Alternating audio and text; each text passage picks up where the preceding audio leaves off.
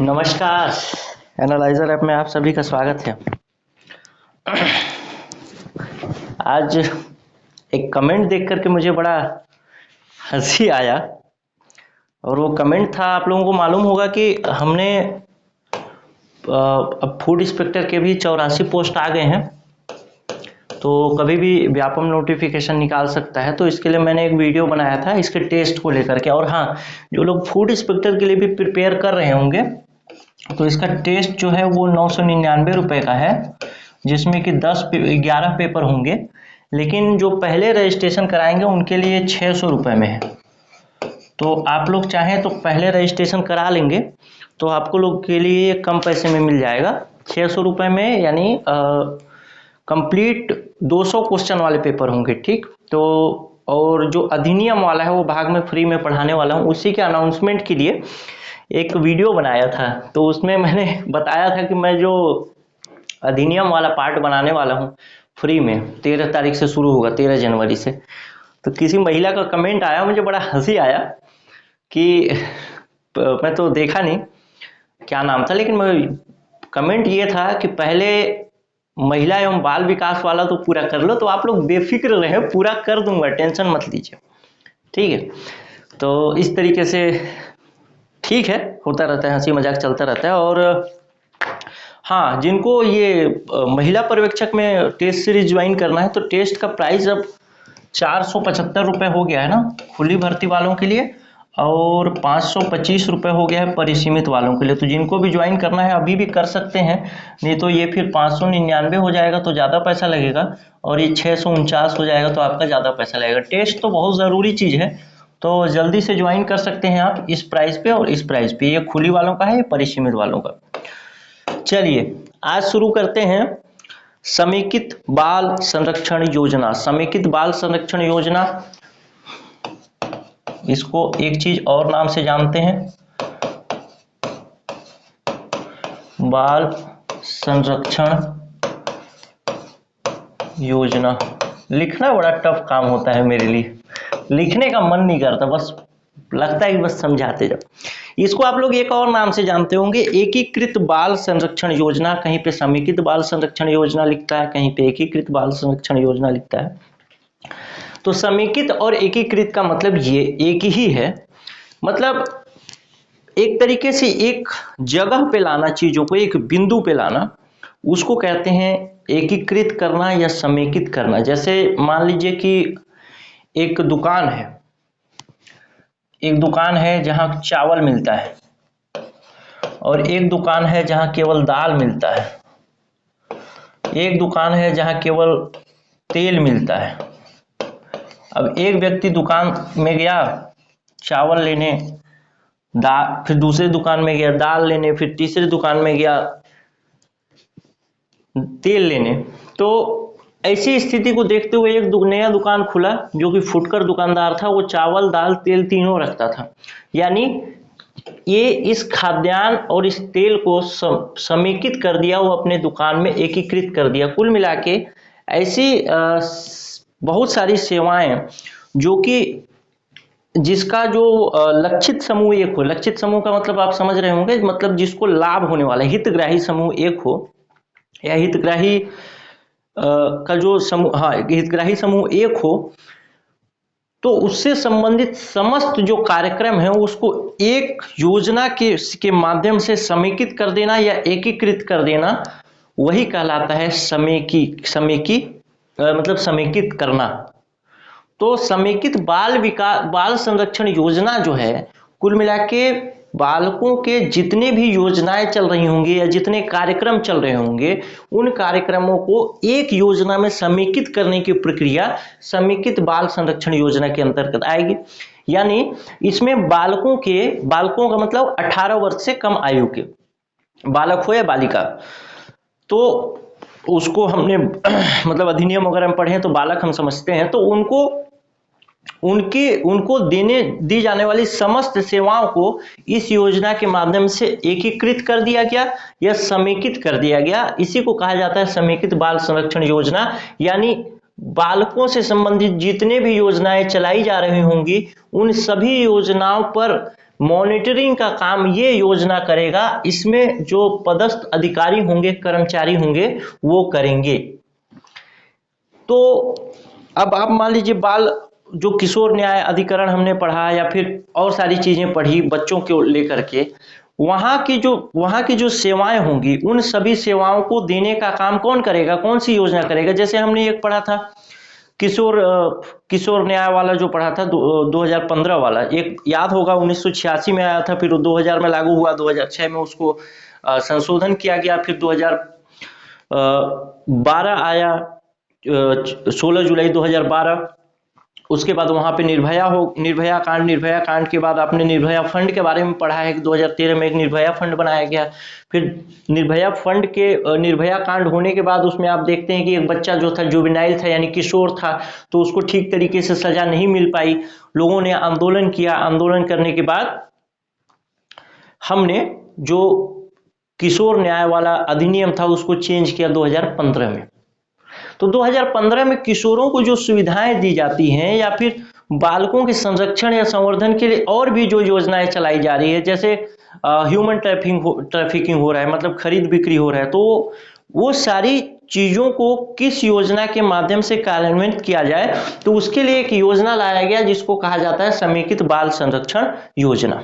समझ गए होंगे आप। चलिए अब आगे समझते हैं कि योजना कब लाया गया। इसको एक मतलब शॉर्ट फॉर्म में बोलते हैं ICPS,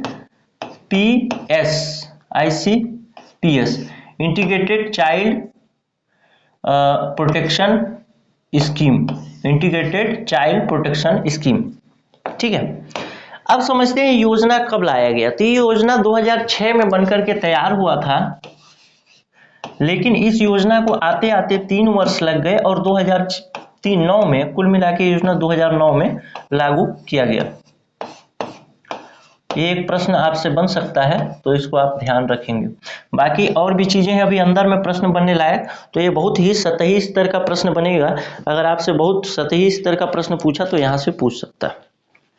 आइए अब कुछ चीजें और देखते हैं कि इस योजना के तहत किन किन बच्चों को शामिल किया गया है, उन सब चीजों पर बात करते हैं। तो इसके जो लक्षित लाभार्थी हैं वो विधि विवादित का मतलब किसी बच्चे के ऊपर यदि कोई आरोप लगा है कि उसने कानून तोड़ा है या फिर मतलब कोई अपराध किया है, तो वैसे अपराध में उसकी अगर सुनवाई हो रही है या उसको सजा मिला है, तो वैसे बच्चों को वे लाभार्थी समूह में है। आगे हम पढ़ेंगे उनके लिए क्या क्या सुविधाएं हैं, उसको भी पढ़ेंगे। निराश्रित या जो बच्चे जिनके कोई माता पिता नहीं, अनाथ बच्चे कह सकते हैं। बेसहारा बच्चे का जो इसमें शामिल हैं, बेसहारा का मतलब कि ऐसे बच्चे जो कि उनके माता पिता भी हैं लेकिन उनके माता पिता सक्षम नहीं हैं या फिर उनको सहारा नहीं दे रहे, तो वो बच्चे बेसहारा हो गए। उसके अलावा गुमशुदा बच्चे कि हमारे मतलब यहाँ से कोई बच्चा कहीं जा रहा था, या फिर गुमशुदा बच्चों का मतलब तो आप समझ ही रहे होंगे, और वो गुम हो गया। मान लीजिए यहाँ से कोई गया दिल्ली और दिल्ली में ही गुम हो गया, अब वो इधर उधर भटक रहा है, तो उनके संरक्षण के लिए, उसके विकास के लिए काम करेगा कौन सा योजना, यही एकीकृत बाल संरक्षण योजना। लिखते जाइएगा इस चीज को, पहले लिख लीजिए विधि विवादित का मतलब जो कानून के पचड़े में फंसा हुआ है। दूसरा निराश्रित, बेसहारा, फिर आगे गुमशुदा, फिर एक और है भीख मांगने वाले बच्चे। सड़क के किनारे जो बच्चे भीख मांगते हैं, इनका एक पूरा तरीके से गैंग भी होता है कभी कभी, और ये कानूनी रूप से अपराध है किसी से बच्चे से भीख मंगवाना, तो ये भी चीज है। सड़क के किनारे निवास करने वाले बच्चे या सड़क के किनारे कचरा बीनने वाले बच्चे, ऐसे इसके अलावा भी जो बच्चे जिनको कि संरक्षण या देखरेख की आवश्यकता हो, वे सभी बच्चे इसमें शामिल हैं, चाहे वो लड़का हो चाहे वो लड़की हो। एक विशेष ध्यान रखिएगा इसमें कि इनमें उन सभी बच्चों को शामिल किया गया है जो कि 18 वर्ष से कम उम्र के हैं। ठीक है, इनमें उन सभी बच्चों को शामिल किया गया है जो कि 18 वर्ष से कम उम्र के। आगे अब बाल संरक्षण योजना का मुख्य उद्देश्य क्या है। बाल संरक्षण योजना का मुख्य उद्देश्य तो मैं बताया आपको कि लाभार्थी समूह बताया कि विधि विवादित बच्चे हों या निराश्रित हों, बेसहारा हों, गुमशुदा, भीख मांगने वाले, सड़क के किनारे निवास करने वाले बच्चे या कचरा बीनने वाले बच्चे, या ऐसे बच्चे जिनको कि संरक्षण और देखरेख की जरूरत है, वे सभी इसके लाभार्थी समूह में है। अब उन बच्चों के लिए ये जो योजना है समेकित बाल विकास सेवा संरक्षण योजना या इंटीग्रेटेड चाइल्ड प्रोटेक्शन स्कीम, ये योजना उन सब बच्चों के लिए एक वातावरण बनाने का काम करेगा। वातावरण का मतलब ऐसा समायोजन बनाने का काम करेगा कि वे बच्चे सुरक्षित माहौल में रहें, सभी बच्चे कुल मिला के सुरक्षित माहौल में रहें, लेकिन विशेष तौर पे वे बच्चे जो सड़कों के किनारे हैं, बेसहारा हैं, निराश्रित हैं, कचरा बीनने वाले हैं, भीख मांगने वाले हैं, बाल मजदूरी करने वाले हैं, वे सभी बच्चों के लिए। मान लीजिए एक बच्चा है जो कि 12 वर्ष का है, ठीक है, एक उदाहरण से समझते हैं तब आप इसकी उपयोगिता को समझ पाएंगे। एक उदाहरण से समझते हैं, एक बच्चा है जो कि 12 वर्ष का है। अब इसका इस दुनिया में कोई नहीं, बेसहारा है, अनाथ बच्चा है। ये एक सड़क के किनारे एक चाय की दुकान है, उस चाय की दुकान पे ये प्लेट धोता है, कप धोता है, और कप धोने से जो उसकी आमदनी चलती है वही उसी से उसका पेट चलता है, उसका दुकान का मालिक उसको खाना वाना भी देता है। आपने एक कानून लागू कर दिया, सरकार ने एक कानून लागू कर दिया कि बाल श्रम जो है वो अपराध होगा, बाल श्रम अपराध होगा। यानी ये 12 वर्ष का बच्चा अब चाय की दुकान पे तो काम नहीं कर सकता, समझ रहे होंगे। ये 12 वर्ष का बच्चा अब चाय की दुकान पे काम नहीं कर सकता, कप धोने का जो काम था वो नहीं कर सकता, क्योंकि बाल श्रम को आपने अपराध घोषित कर दिया। अब उसका जो मालिक होगा, अब उसके पास क्या उपाय होंगे। मालिक अगर उससे बाल श्रम कराता है तो कानूनी रूप से वो सजा का हकदार है, लेकिन अगर वो बाल श्रम नहीं कराता तो फिर ये 12 वर्ष का लड़का करेगा क्या। इसको कौन भोजन देगा, इसको खाना कौन देगा, इसको रहने के लिए व्यवस्था कौन देगा। आप कहते हैं कि अगर सरकार कहती है कि आप मतलब शिक्षा का अधिकार है आपको, तो शिक्षा का अधिकार तो है, लेकिन इसके पास खाने के लिए नहीं है, तो ये शिक्षा के अधिकार के लिए कहां लड़ेगा। तो ऐसे बच्चों के लिए, इन बच्चों के लिए कौन काम करेगा। इन बच्चों के लिए यही समेकित बाल संरक्षण योजना जो है, इसके अंतर्गत इन बच्चों को संरक्षण करने का काम किया जाएगा। समझ रहे होंगे, अब समझ रहे होंगे आप लोग, ठीक है। चलिए अब समझते हैं सुरक्षित माहौल किस तरीके से बनाया जाएगा, बच्चों के अधिकारों की सुनिश्चितता और सुरक्षात्मक वातावरण किस तरीके से बनाया जाएगा। तो इसके अंतर्गत वे बच्चे भी शामिल हैं। कुल मिला के अब इन सब जो कैटेगरी में बताया, लाभार्थी समूह जो बताया या लक्षित लाभार्थी बताया, वो लक्षित लाभार्थी जो हैं, अगर लक्षित लाभार्थी अगर इस योजना के अंतर्गत ना आए, यानी कि ये योजना जो है उन लक्षित लाभार्थियों को लाभ न दे, तो फिर बच्चे कैसी कैसी समस्या से गुजर सकते हैं। एक समस्या तो पहले मैं अभी जो बताया वही है कि बाल श्रम की समस्या है, छोटे बच्चे संघर्ष करेंगे। उसके अलावा कोई युवती है या आप तो कोई युवक भी है, तो उसके साथ यौन प्रताड़ना का समस्या हो सकता है, ट्रैफिकिंग यानी उसकी खरीद बिक्री हो सकती है, हिंसा हो सकता है, या अनाथ या बेसहारा बच्चा हो सकता है, वो मतलब कि उसको मारा पीटा जाए, इस तरीके की चीजें उसके साथ हो सकती है। तो इन सब चीजों को रोकने के लिए समेकित बाल संरक्षण योजना लाया गया कुल मिला के। अब देखें कि समेकित बाल संरक्षण योजना का मुख्य उद्देश्य क्या है। लाभार्थी समूह तो हो गया, लेकिन इसका मुख्य उद्देश्य इसके अलावा, जैसे मैंने बताया विधि कानून के विवाद में फंसे बच्चे, उसके अलावा और क्या इसका उद्देश्य। इसका और एक उद्देश्य और ये भी है कि जैसे जो बच्चे मान लीजिए दत्तक के लिए तैयार हैं, दत्तक के लिए तैयार होने के लिए हमने पढ़ा था किशोर न्याय वाला 2015 वाला, याद करिए कि कब वो दत्तक के लिए तैयार होगा, 2 महीना 4 महीना, याद होगा आ रहा होगा आपको, 2 महीना या 4 महीना के उसको परीक्षा अवधि पे रखा जाएगा, उसके बाद उसको दत्तक के लिए तैयार कर दिया जाएगा, यानी किसी को गोद दे दिया जाएगा अगर कोई लेना चाहे तो उसको भी बढ़ावा देना इसका एक मुख्य उद्देश्य है।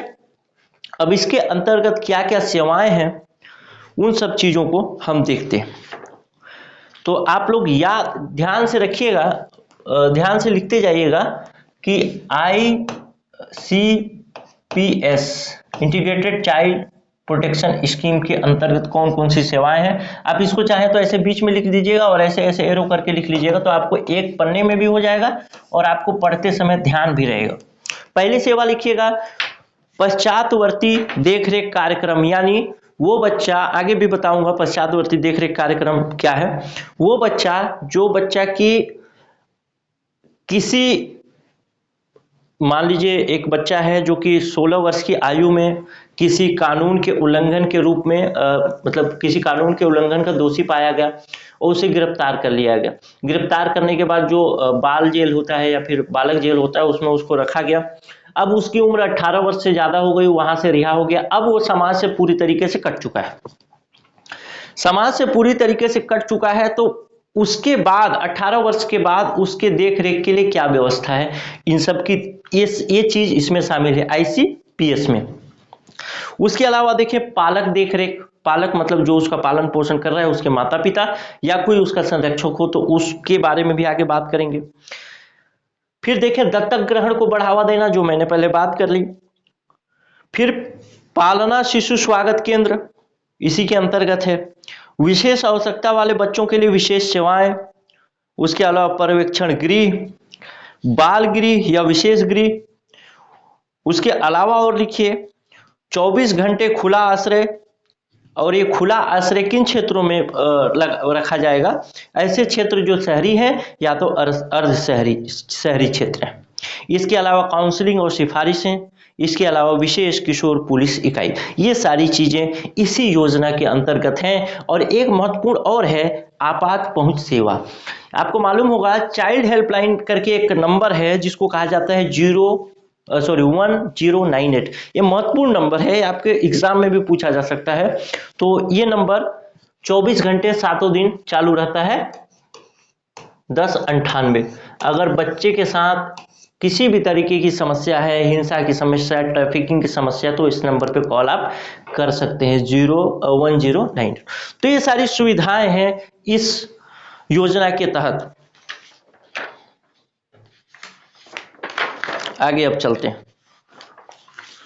आगे अब बात करें कुछ और चीजों पर।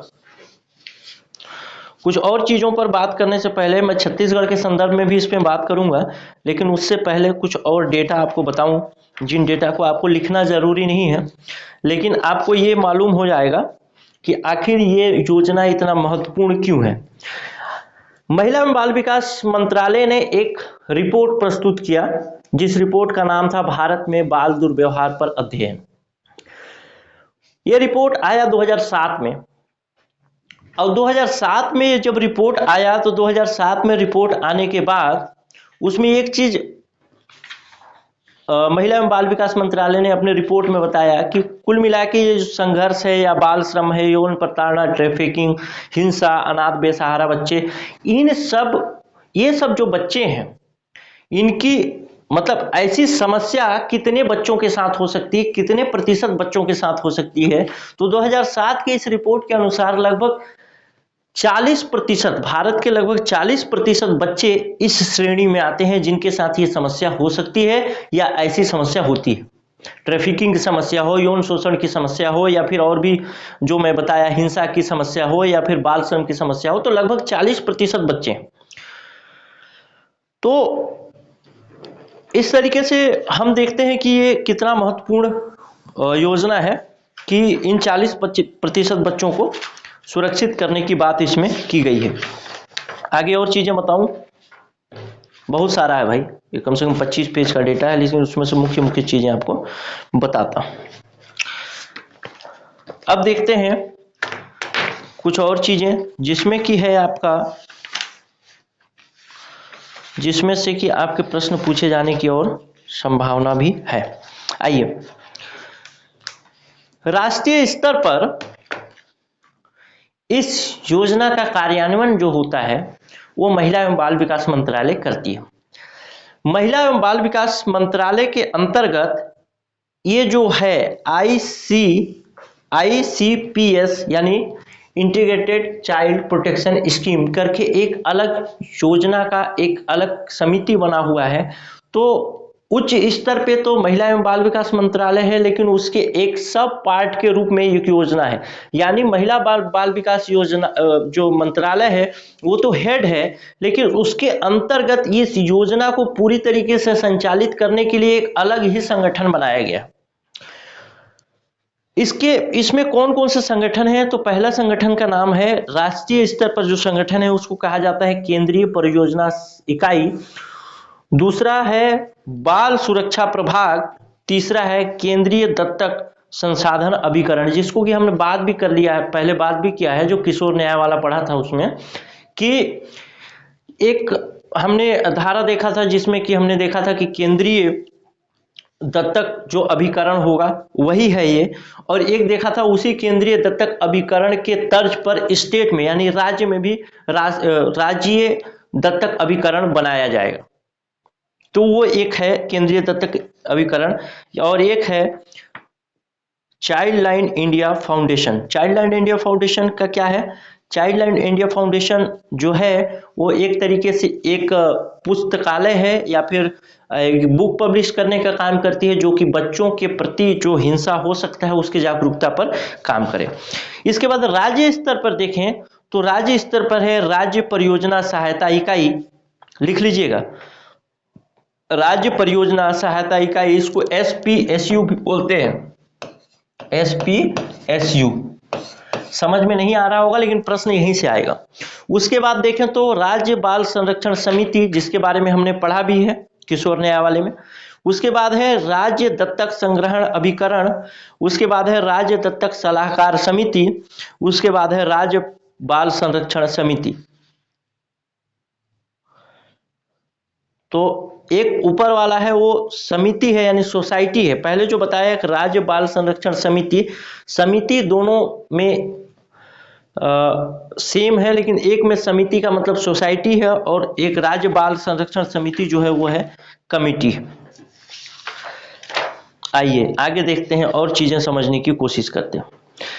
अब दो तीन चीजें हमने देखा कि राज्य दत्तक संग्रहण अभिकरण संसाधन अभिकरण, मतलब राज्य स्तर पे जो दत्तक लेने का काम देने का काम करेगा वो करेगा कौन? राज्य दत्तक संग्रह संसाधन अभिकरण। तो इसका काम क्या है? इसको शॉर्ट फॉर्म में बोला जाता है सारा, SARA। जैसे केंद्रीय वाले को क्या बोला जाता है? कारा, CARA, कारा। तो इसी के तर्ज पर स्टेट स्तर पे राज्य स्तर पे सारा बनाया गया है। इसका काम क्या है?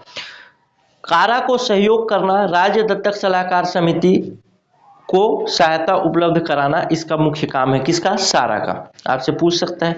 दूसरा है जिसको बोला जाता है राज्य दत्तक ग्रहण सलाहकार समिति, जिसको हिंदी शॉर्ट फॉर्म में बोला जाता है SAAC, SAAC। इसका काम क्या है? इसका काम है राज्य स्तर पर पारिवारिक आधारित और गैर संस्थागत अंतर्देशीय एवं अंतर्देशीय दत्तक अभी कार्यक्रमों को प्रोत्साहित करना, क्रियान्वित करना और पर्यवेक्षण एवं निगरानी करना। तो इस तरीके से दो हमने बताया मैंने। इसके अलावा अब इसके अंतर्गत और कुछ खास बातें नहीं है। अब जो खास बातें हैं जहां से प्रश्न बहुत ही, ये सब चीजें आपके समझ के लिए थी जो आप समझे होंगे। अब जो बात करेंगे हम बात करेंगे राज्य स्तर पर, यानी छत्तीसगढ़ के स्तर पर क्या है इसके लिए। इसमें आपको लिखना भी पड़ेगा क्योंकि फैक्ट बहुत सारे हैं, तो लिखना जरूरी है। आइए देखते हैं। हमने देखा कि बच्चों के जो हमने पढ़ा था वो क्या नाम है उसका, एक किशोर न्याय अधिकरण वाला जो पढ़ा था, किशोर न्याय जो एक्ट था उसके बारे में पढ़ा। उसमें हमने देखा था कि हम किशोर न्याय जो अधिनियम है उसको लाए क्यों। उस अधिनियम को लाने का मुख्य उद्देश्य यही था कि बच्चे जो हैं देश के भविष्य हैं और उस भविष्य को सुरक्षित बनाना, उनको अच्छे तरीके से संसाधन के रूप में विकसित करना, न कि बोझ के रूप में। अब उन्हीं सब चीजों को हमको यहाँ से फिर से पढ़ना है थोड़ा थोड़ा। तो इसका मुख्य उद्देश्य तो हम समझ गए कि ऐसे बच्चे जो सड़क के किनारे हैं, बेसहारा है, मतलब निराश्रित हैं, या फिर बाल श्रमिक हैं उनको टारगेट किया जाएगा, उनको एक सुरक्षित माहौल देने का प्रयास किया जाएगा, पढ़ाने लिखाने का प्रयास किया जाएगा, सारी चीजों का प्रयास किया जाएगा ताकि बच्चे एक संसाधन के रूप में बन के निकले। तो उसके अंतर्गत हमने एक और चीज देखी थी उसमें किशोर न्याय वाले में जो 2015 में आया था, उसमें हमने देखा था एक बाल संप्रेषण गृह, आपको याद होगा, बाल संप्रेक्षण गृह आपको याद होगा। तो इस योजना के अंतर्गत यानी समेकित बाल संरक्षण योजना के अंतर्गत ही बच्चों के विकास और संवर्धन के लिए छत्तीसगढ़ सरकार ने भी कुछ कार्य किए हैं, उन पर एक बारी बारी से हम बात करते हैं। तो उसमें सबसे पहला काम जो है वो है बाल संप्रेक्षण गृह का, लिख लीजिएगा, बाल संप्रेक्षण गृह। और बाल संप्रेक्षण गृह क्या है उस पर बात करें। पहली बात तो है बाल संप्रेक्षण गृह, जो कि हमने उसमें भी पढ़ा था, जो कि किशोर न्याय वाले में पढ़ा था 2015 वाले में। विधि विरुद्ध कार्य करने वाले बच्चों को किशोर न्याय बोर्ड के आदेश पर बाल संप्रेक्षण गृह में रखा जाता है, ये चीज आपको पता है। राज्य में कितने बाल संप्रेक्षण गृह हैं ये पूछा जा सकता है, और कहां कहां है उसको लिख लीजिए। पहली लाइन तो यही लिख लीजिए बाल संप्रेक्षण गृह के बारे में कि विधि विरुद्ध कार्य करने वाले बच्चों को किशोर न्याय बोर्ड, हमने पढ़ लिया है तो दोबारा पढ़ने की जरूरत नहीं है। किशोर न्याय बोर्ड कहां, कौन सा किशोर न्याय बोर्ड है ये, वही किशोर न्याय जो अधिनियम 2015 था उसके अंतर्गत ही किशोर न्याय बोर्ड की बात कर रहा हूं, वही किशोर न्याय बोर्ड, उसके आदेश पर बाल संप्रेक्षण गृह में रखा जाता है। विधि विरुद्ध कार्य करने वाले बच्चों को किशोर न्याय बोर्ड के आदेश पर बाल संप्रेक्षण गृह में रखा जाता है। राज्य के अंतर्गत कहां कहां पे किशोर बाल संप्रेक्षण गृह बनाया गया है उसको लिख लीजिए। पहला है रायपुर, दुर्ग, बिलासपुर, अंबिकापुर, जगदलपुर। ये तो हो गया आपका जो जो संभाग है वहां पे एक एक बाल संप्रेक्षण गृह बनाया गया है। इसके अलावा कोरबा और रायगढ़ में बालकों के लिए, रायपुर, दुर्ग, बिलासपुर, अंबिकापुर, जगदलपुर ये लिखा, उसके अलावा कोरबा, उसके अलावा रायगढ़, यानी टोटल कितने हो गए, 5 तो 7 जगह। रायपुर, दुर्ग, बिलासपुर, अंबिकापुर और जगदलपुर, ये तो संभाग हुए, ये तो आपको याद रहेगा, इसको तो याद करने की जरूरत नहीं कि हर संभाग में एक बाल संप्रेषण गृह बनाया गया है। इसके अलावा कोरबा और रायगढ़, दो डेटा आपको याद रखना है, 2 जगह याद रखना है, कोरबा और रायगढ़, कोरबा और रायगढ़। लेकिन ये जो बाल संप्रेषण गृह है ये बालकों के लिए है, यानी लड़कों के लिए है, लड़कों के लिए है। लड़कियों के लिए इन जगहों पे बाल संप्रेषण गृह नहीं बनाया गया है। 7 जगह बाल संप्रेषण गृह है छत्तीसगढ़ में, जिसमें 5 संभाग में है, उसके अलावा कोरबा और रायगढ़ में है। लेकिन ये बाल संप्रेषण गृह लड़कों के लिए बनाए गए हैं, लड़कियों के लिए नहीं। लड़कियों के लिए बाल संप्रेषण गृह जो बनाया गया है वो एकमात्र बाल संप्रेषण गृह है, और वो है राजनांदगांव में। याद रहेगा आपको, राजनांदगांव में, आपको याद रहेगा, मैं उम्मीद कर रहा हूं। ठीक है, अब दूसरा देखते हैं विशेष गृह। विशेष गृह के बारे में भी हमने उसी अधिनियम में पढ़ा था 2015 वाले में। विशेष गृह, इनमें किन बच्चों को रखा जाता है,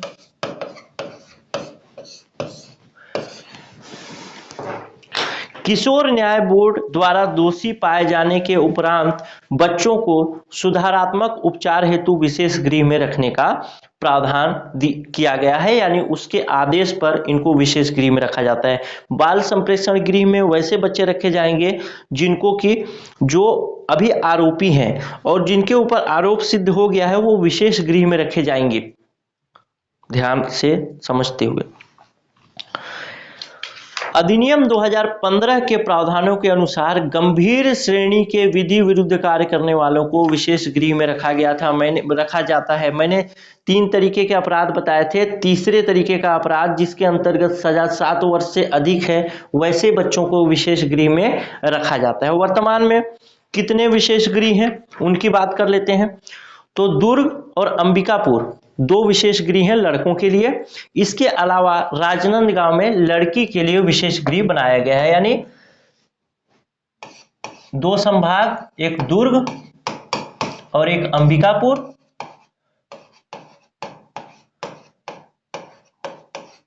ये है लड़कों के लिए यानी पुरुष के लिए, और लड़की के लिए वही राजनांदगांव, राजनांदगांव में ही विशेष गृह बनाया गया है। चलिए ये डेटा भी आपको याद रहेगा, लिखते जाइएगा तो याद रहेगा। अब देखते हैं place of safety. Place of safety क्या है? प्लेस ऑफ सेफ्टी का भी जो मतलब संगठन होता है या फिर स्थापना होता है, वो किशोर न्याय अधिनियम 2015, किशोर न्याय बालकों के देखरेख संरक्षण अधिनियम 2015 की धारा 19 और उसकी उपधारा 3 के अनुसार विधि विरुद्ध कार्य करने वाले ऐसे बच्चे जिनकी उम्र 16 वर्ष से अधिक है और उन्होंने गंभीर अपराध किया है, उनको प्लेस ऑफ सेफ्टी गृह में रखा जाता है। और छत्तीसगढ़ में 2 प्लेस ऑफ सेफ्टी गृह हैं, जिसमें एक रायपुर में है और एक बस्तर में है, और उनकी क्षमता कितनी है? 25-25 बच्चों को वहां रखा जा सकता है। यानी छत्तीसगढ़ में प्लेस ऑफ सेफ्टी जो जगह है, यानी इसको क्या बोलते हैं? इसको बोलते हैं सुरक्षित स्थान।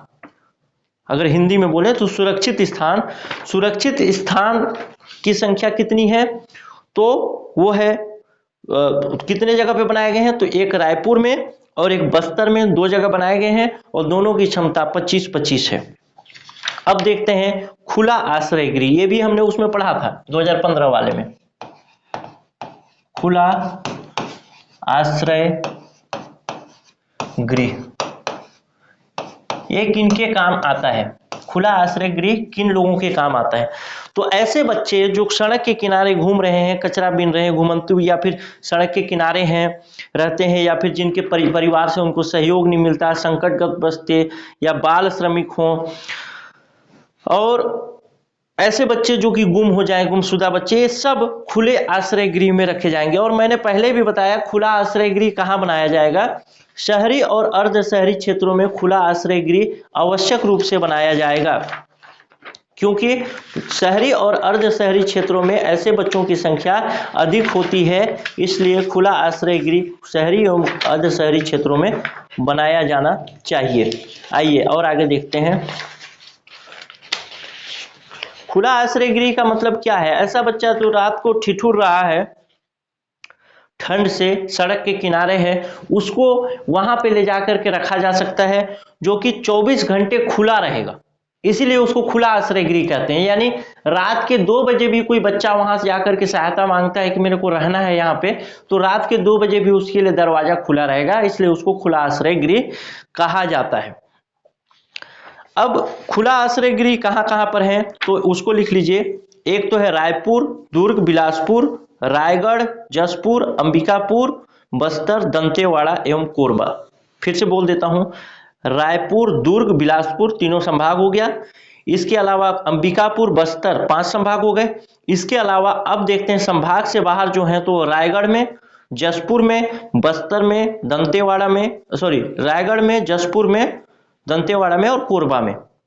कुल मिला के 1 2 3 4 5 6 7 8 9 और 10 जगह पर हैं, जिसमें रायपुर, दुर्ग, बिलासपुर, रायगढ़, जसपुर, अंबिकापुर, बस्तर, दंतेवाड़ा और कोरबा में संचालित हैं खुला आश्रय गृह। खुला आश्रय गृह में किसको रखा जाएगा? ऐसे बच्चे जो कि सड़क के किनारे घूम रहे हैं।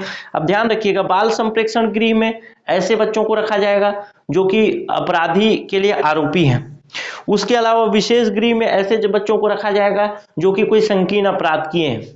इसके अलावा अगर देखें प्लेस ऑफ सेफ्टी यानी सुरक्षित गृह में कैसे बच्चों को रखा जाएगा? जो 16 वर्ष से अधिक उम्र के हैं लेकिन 18 वर्ष से कम उम्र के हैं और वो गंभीर अपराध किए हैं। मैंने बताया कि 2 जगह जो ये प्लेस ऑफ सेफ्टी यानी सुरक्षित स्थान की स्थापना की गई है, उसमें एक रायपुर है और एक बस्तर है, जिसमें 25-25 सीटें हैं। उसके बाद खुला आश्रय गृह जो है, ये अभी तक जो 3 तरीके के हमने जगह देखे, इससे पहले बाल संप्रेषण गृह देखा, विशेष गृह देखा और प्लेस ऑफ सेफ्टी यानी सुरक्षित स्थान देखा। इन तीनों जगहों के बच्चों में आप तीनों जगहों पे आप ध्यान दीजिएगा कि इन तीनों जगहों पे ऐसे ही बच्चे रखे जा रहे हैं जो कानून के विरुद्ध कोई काम किए हैं। कानून के विरुद्ध कोई काम किए हैं, यानी गैर कानूनी कोई काम किए हैं, उसके दोषी हैं या उसके अपराधी हैं, या फिर उन पर यह आरोप है कि इसने कानून विरुद्ध काम किया है। लेकिन जो खुला आश्रय गृह है, इसमें ऐसे बच्चे, बेसहारा बच्चे रखे जा रहे हैं जो रोड के किनारे हैं या रोड के किनारे हैं, बेसहारा हैं, उनका कोई आगे पीछे नहीं है, उन बच्चों को खुला आश्रय गृह में रखने का व्यवस्था किया गया है। अब देखते हैं बाल गृह।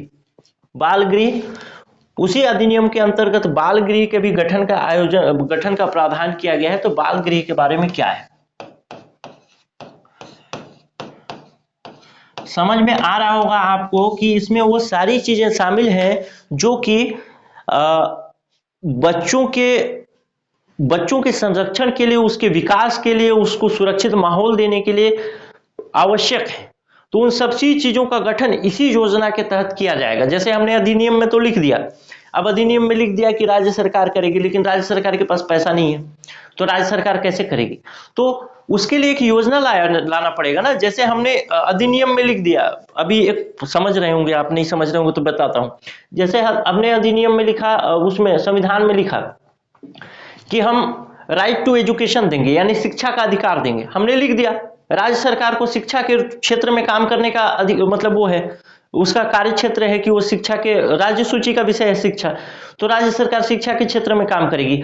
लेकिन राज्य सरकार को राइट टू एजुकेशन यानी शिक्षा का अधिकार देने के लिए किस तरीके से काम करेगी, इसके लिए कैसे वो पैसा अपना खर्च करेगी, किसी योजना के माध्यम से करेगी ना, किसी न किसी योजना के माध्यम से करेगी। जैसे हमने एक सर्व शिक्षा अभियान करके एक योजना लाया, उस योजना के माध्यम से राज्य सरकार ने उन राइट टू एजुकेशन के श्रेणी में आने वाले बच्चों को, शिक्षा के अधिकार में के क्षेत्र में आने वाले बच्चों को शिक्षा देने का काम किया। उसी तरीके से हमने जो किशोर न्याय जो अधिनियम था 2015, उसमें तो ये सारी चीजें लिख दी कि इन सब चीज, इसके माध्यम से हम मतलब इस अधिनियम के इस धारा के अंतर्गत बाल गृह का वो किया जाएगा, स्थापना किया जाएगा, इस धारा के अंतर्गत बाल संप्रेक्षण गृह का स्थापना किया जाएगा, इस धारा के अंतर्गत विशेष गृह का स्थापना किया जाएगा, इस धारा के अंतर्गत हमको सुरक्षित स्थान का स्थापना किया जाएगा।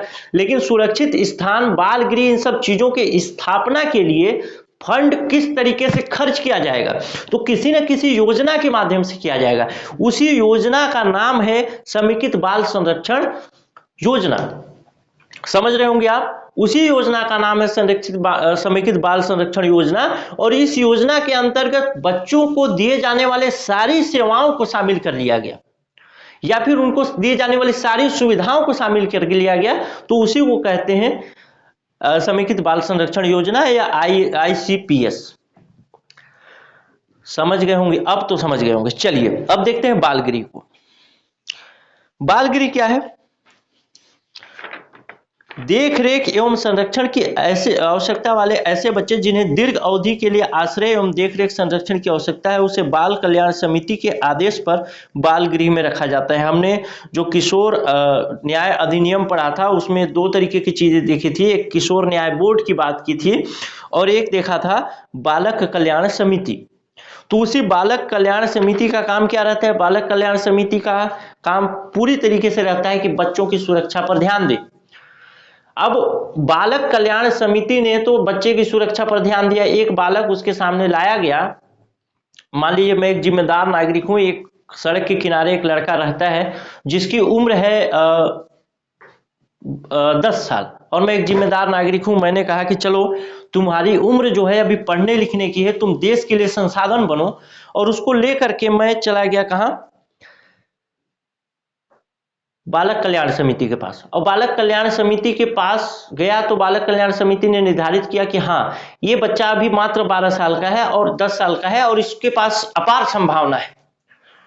अब उस बच्चे को कहां रखेगी वो? उसके पास तो आश्रय है नहीं ना, तो वो जहां भेजेगी उसको कहा जाएगा बाल गृह। जो लंबे समय के लिए जिनको संरक्षण की आवश्यकता है उसको बाल गृह में रखा जाएगा। अब देखते हैं कि खुला आश्रय और बाल गृह में क्या अंतर है। खुला आश्रय और बाल गृह में मुख्य रूप से यही अंतर है कि खुला आश्रय में कोई भी बच्चा जा सकता है। किसी बच्चे को आप खुला आश्रय में छोड़ दीजिए, 24 घंटा वो खुला है, वहां रह सकता है, आराम से जीवन यापन कर सकता है, लेकिन बहुत लंबे समय तक नहीं रह सकता। लेकिन अगर समिति निर्धारित कर दे, बाल कल्याण समिति इसी चीज को मतलब नोटिफाई कर दे कि इस बच्चे को संरक्षण की आवश्यकता है, तो वैसा बच्चा बाल गृह में चला जाएगा और लंबे समय तक वहां रह सकता है। कुल मिला के 10 वर्ष की आयु में गया तो 11, 12, 13, 14, 15, 16, 17, 18 वर्ष की आयु तक रह सकता है। फिर 18 वर्ष की आयु के बाद उसको निकलना होगा। अब उसके निकलने के बाद क्या योजनाएं हैं, जिसको कि मैं बोला पश्चवर्ती देखरेख, यानी वो जैसे ही 18 वर्ष होकर के निकलेगा उसके बाद क्या योजना है, उन सब चीजों पर भी बात करेंगे। तो प्रदेश में यानी हमारे छत्तीसगढ़ में कुल मिला के 6 शासकीय एवं 45 अर्ध शासकीय बाल गृह संचालित हैं। जो शासकीय बाल गृह है उसके बारे में आपसे सवाल पूछा जाए तो आप बता दीजिएगा कि कहां कहां पे है। पहला तो है रायपुर में, एक है बाल गृह माना में जो कि बालिका के लिए, आप ऐसे चार्ट बना लीजिएगा, बाल गृह ऐसे बना लीजिएगा, स्थान लिखिएगा यहां और यहां पे लिखिएगा बालक या बालिका के लिए। ठीक है, बालक या बालिका के लिए स्थान लिखिएगा। पहले माना कैंप रायपुर में, शासकीय बाल गृह है, सारे शासकीय बाल गृह है ना, 6 जो बता रहा हूं ये सारे शासकीय बाल गृह, शासकीय गलत लिख दिया, शासकीय बाल गृह। तो पहला माना कैंप रायपुर में जो कि बालिका के लिए है, दूसरा भी है माना कैंप रायपुर में जो कि बालक के लिए है, तीसरा है वृंदावन कॉलोनी जगदलपुर में जो कि बालक के लिए है, चौथा है दुर्ग में जो कि बालक के लिए है, चौथा है बिलासपुर में जो कि बालिका के लिए है।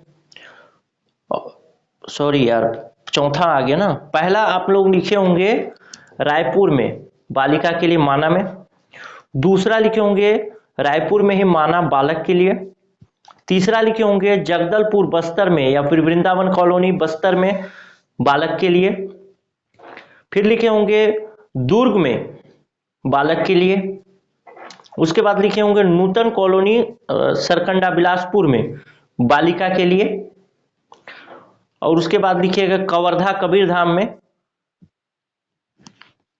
जो है बालक के लिए। यानी कुल मिला के 6 बाल गृह संचालित हैं। यहां से प्रश्न आपसे पूछा जा सकता है, 6 बाल गृह संचालित हैं जिसमें 4 बाल गृह पूर्ण रूप से बालक के लिए हैं, और ये कहां कहां पे है वो आपसे पूछा जा सकता है। 2 बाल गृह जो हैं वो बालिका के लिए हैं, ये कहां कहां पे आपसे पूछा जा सकता है। तो बालिका के लिए मुख्य रूप से पूछा जा सकता है तो एक तो बिलासपुर में है और एक है रायपुर में, 2 जगहों पे है। अब बाकी जगहों पे बालक के लिए, तो बालक के लिए कहां कहां है, रायपुर में, बस्तर में, दुर्ग में और कवर्धा में।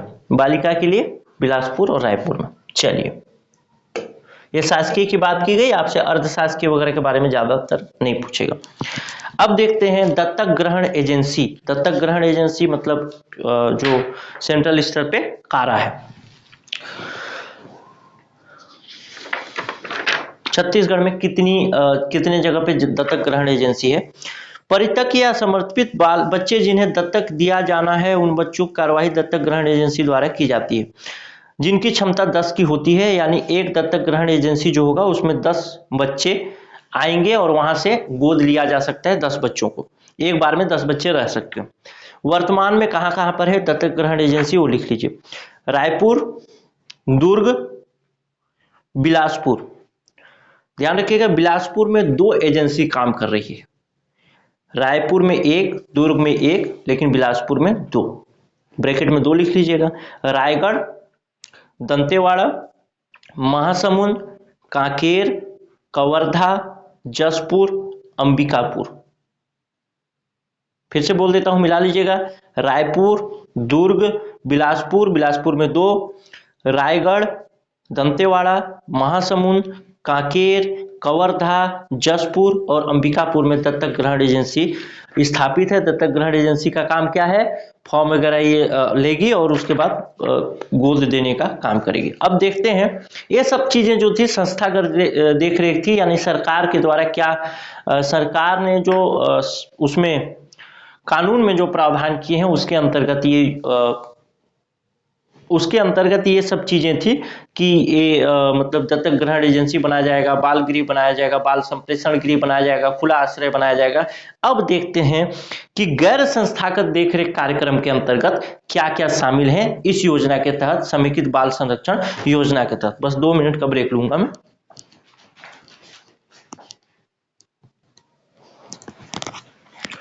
हाँ, हम देख रहे थे गैर संस्थागत कार्यक्रम। पहले तो संस्थागत कार्यक्रम देखे जिसमें सरकार काम कर रही है, उसके बाद अब देखते हैं गैर संस्थागत कार्यक्रम। इसमें बच्चों के विकास के लिए या बच्चों के संरक्षण के, बच्चों की सुरक्षा के लिए क्या क्या कार्यक्रम है। तो पहला तो है स्पॉन्सरशिप कार्यक्रम, लिख लीजिए। स्पॉन्सरशिप कार्यक्रम के लिए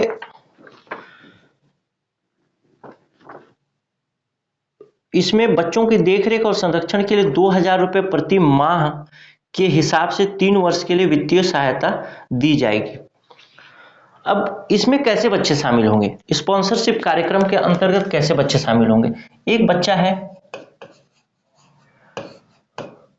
इसके माता पिता हैं, प्लस मतलब पिता, माइनस मतलब माता, माता पिता हैं। ये माता पिता बहुत गरीब हैं। अब गरीब हैं तो ये बच्चा क्या करेगा?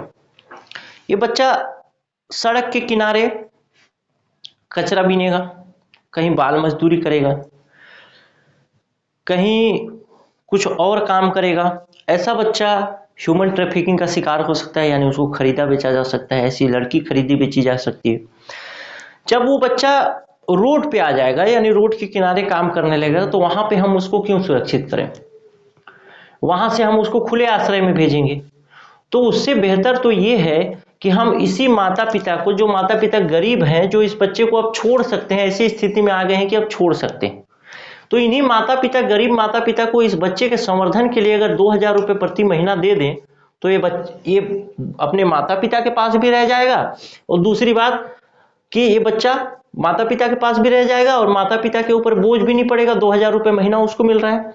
तो इस स्पॉन्सरशिप कार्यक्रम के अंतर्गत ये चीजें शामिल है। आइए दूसरा देखते हैं। दूसरा कार्यक्रम है फास्टर केयर कार्यक्रम। फास्टर केयर कार्यक्रम में भी 2000 रुपये प्रति माह दिया जाता है। अब इसमें कैसे बच्चे शामिल हैं? फास्टर केयर कार्यक्रम के अंतर्गत पारिवारिक देख रेख से वंचित बच्चों को अधिकतम 3 वर्ष के लिए ये 2000 रुपये दिया जाता है। पहला बात रखिएगा 3 वर्ष, और कितना दिया जाएगा? 2000 रुपये प्रति माह, 2000 रुपये प्रति माह। अब ये बच्चे कैसे बच्चे होंगे? फास्टर केयर कार्यक्रम के अंतर्गत कैसे बच्चे आएंगे? ऐसे बच्चे जो कि अपने माता पिता से वंचित हैं, ऐसे बच्चे जो अपने माता पिता से वंचित हैं, यानी अपने माता पिता के पास नहीं रहते, और ऐसे बच्चों को फास्टर केयर कार्यक्रम के अंतर्गत किसी अन्य माता पिता के पास रखा जाएगा। संरक्षक के रूप में रहेंगे वह माता पिता, और उनके पास रखा जाएगा। जैसे हमने उसमें भी पढ़ा था कि कोई बच्चा अगर किशोर न्याय बोर्ड के सामने आता है और वो एक अपराधी किस्म का बच्चा है, लेकिन उसका अपराध उतना संगीन नहीं है, तो किशोर न्याय बोर्ड किसी ऐसे माता पिता को, जो माता पिता उसको रखना चाहें अपने पास, उसको उस बच्चे को सौंप सकती है। जैसे कोई वादा करता है कि मैं अपने इस बच्चे को मेरे को दे दीजिए, मैं थोड़ा समाज सेवी टाइप का व्यक्ति हूँ, तो मैं मेरे घर में रहेगा, मैं इसको शिक्षा विक्षा सब दिलाऊंगा। ये उदाहरण भी मैं बताया था। यदि वो शिक्षा नहीं दिलाता और जो शर्त लिख करके वो दिया है उस शर्त को पूरा नहीं करेगा वो दंपत्ति या माता पिता, दंपत्ति अर्थात माता पिता, तो उस बच्चे को वापस बाल गृह में भेजा जा सकता है। ध्यान होगा आपको, याद रखे होंगे, वापस बाल गृह में या फिर संप्रेषण गृह में, जहां पर भी उसको रखा जाए, जिस तरीके का मामला है वहां पे भेजा जा सकता है।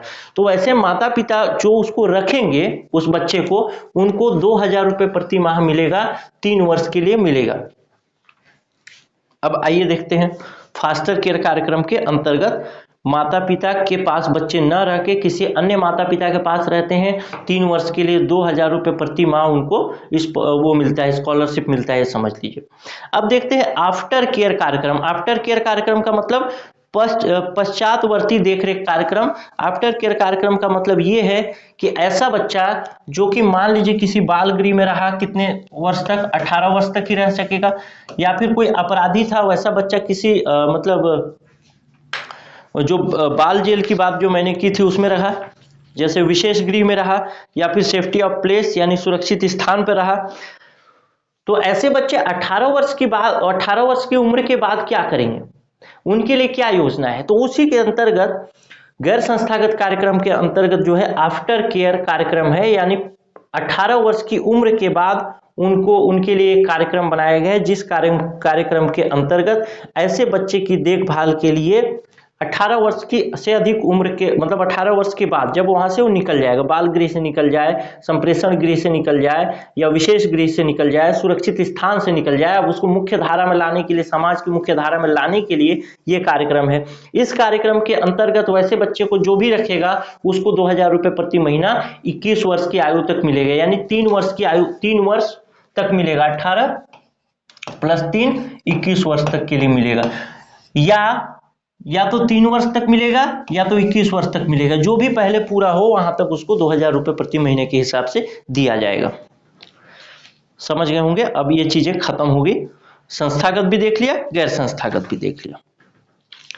अब कुछ और चीजें छोटी छोटी देखते हैं, जैसे राज्य में संचालित बाल एवं संरक्षण संस्थाओं के लिए अनिवार्य पंजीयन। हमने उसमें देखा था किशोर न्याय मतलब जो अधिनियम था उसमें देखा था धारा 41, जिसके अंतर्गत ऐसे जो भी बाल गृह बना जाएंगे, संप्रेषण गृह बना जाएंगे, या सेफ्टी ऑफ प्लेस बना जाएंगे, खुला आश्रय बनेगा, या कुछ भी वो बनेगा, उसमें उनको रजिस्ट्रेशन कराना पड़ेगा धारा 41 के अनुसार। उसी के मतलब उसी रजिस्ट्रेशन की व्यवस्था राज्य सरकार ने की है। कुल मिला के यही चीज है इसमें। अब देखते हैं बाल कल्याण समिति। हमने उसमें पढ़ा था बाल कल्याण समिति का गठन किया जाएगा। तो वर्तमान का मतलब जब गौरेला पिंडरा मरवाही नहीं बना था तब तक 27 बाल कल्याण समिति बने थे हमारे पूरे छत्तीसगढ़ में, 27 जिलों में। उसके बाद देखें किशोर न्याय बोर्ड का गठन, 27 जिलों में किशोर न्याय बोर्ड है। उसके अलावा विशेष किशोर कार्यवाही, पुलिस कार्यवाही, जिसमें हमने पढ़ा था धारा 107 में, वो भी हमारे हर एक जिले में स्थापित है। इसके अलावा है चाइल्ड लाइन के बारे में मैंने बताया था, मतलब चाइल्ड केयर, जिस पे कॉल कर सकते हैं आप 1098। उसके लिए 24 घंटे सेवा है हमारे पास छत्तीसगढ़ में, 24x7 यानी 7 दिन 24 घंटे सेवा है। और वर्तमान में ये कहाँ पर संचालित है वो देख लेते हैं।